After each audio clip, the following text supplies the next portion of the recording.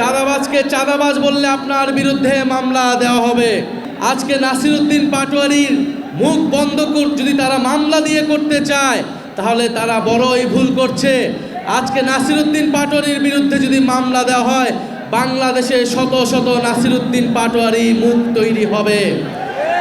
ইলেকশনে যে ইঞ্জিনিয়ারিং হয়েছে, ইলেকশনে ফলাফলে যে কারচুপি হয়েছে তার প্রত্যক্ষ উদাহরণ জনাব নাসিরউদ্দিন পাটোয়ারি, জনাব সার্জিস আলম এবং আমাদের দিনাজপুরে আহাদ ভাই, ওনাদের ফলাফলে কারচুপি করে ওনাদেরকে হারিয়ে দেওয়া হয়েছে।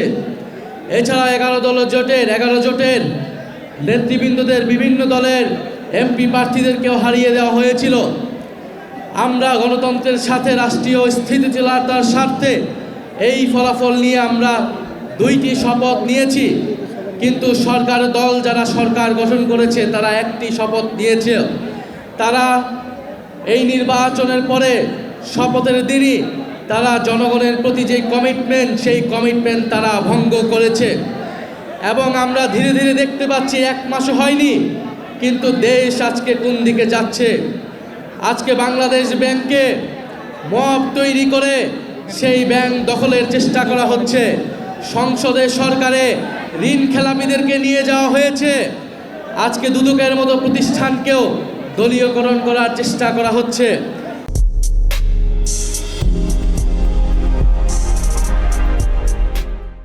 আমরা এমন একটা দেশের দিকে যাচ্ছি যেখানে আপনি চাঁদাবাজকে চাঁদাবাজ বলতে পারবেন না।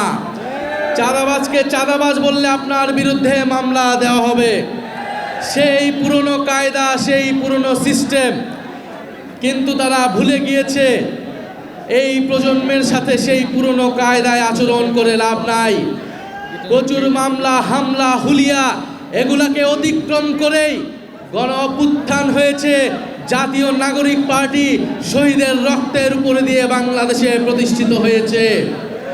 ফলে যদি আজকে নাসিরউদ্দিন পাটোয়ারির মুখ বন্ধ যদি তারা মামলা দিয়ে করতে চায় তাহলে তারা বড়ই ভুল করছে।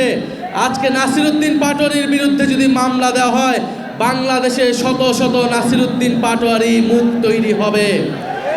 পুরো বাংলাদেশ চাঁদাবাজদের বিরুদ্ধে রুখে দাঁড়াবে, রাজপথে দাঁড়িয়ে যাবে এবং পুরো বাংলাদেশের তরুণ ভোটাররা, পুরো বাংলাদেশের সাধারণ মানুষ হ্যাঁ ভোটের পক্ষে ভোট দিয়েছে, সংস্কারের পক্ষে ভোট দিয়েছে, কিন্তু তারা সংস্কার বাস্তবায়ন না করার নানা ধরনের ফোন দিয়ে এই সরকার আসছে। তারা গণভোটের বৈধতাকে আদালতে নিয়ে যেয়ে প্রশ্নবদ্ধ করছে আদালতকেও এবং গণভোটকেও। আমরা আর অপেক্ষা করছি যদি 12 তারিখ অধিবেশনে সংস্কার পরিষদ গঠিত না হয়, যদি সংস্কারের জন্য উদ্যোগ গ্রহণ না করা হয়, আপনারা আমরা যারা হ্যাঁ ভোট দিয়েছি নিজেদের ভোটাধিকার, নিজেদের অধিকার রক্ষার জন্য আমাদেরকে আবারও রাস্তায় নামতে হবে। সেটার জন্য আপনারা প্রস্তুত থাকবেন ইনশাল্লাহ। আমরা ঐক্যবদ্ধভাবে চাঁদাবাজ, ঋণখেলাপি এবং সংস্কার বিরোধী শক্তিদের বিরুদ্ধে আবারও লড়াইয়ে সামিল হব।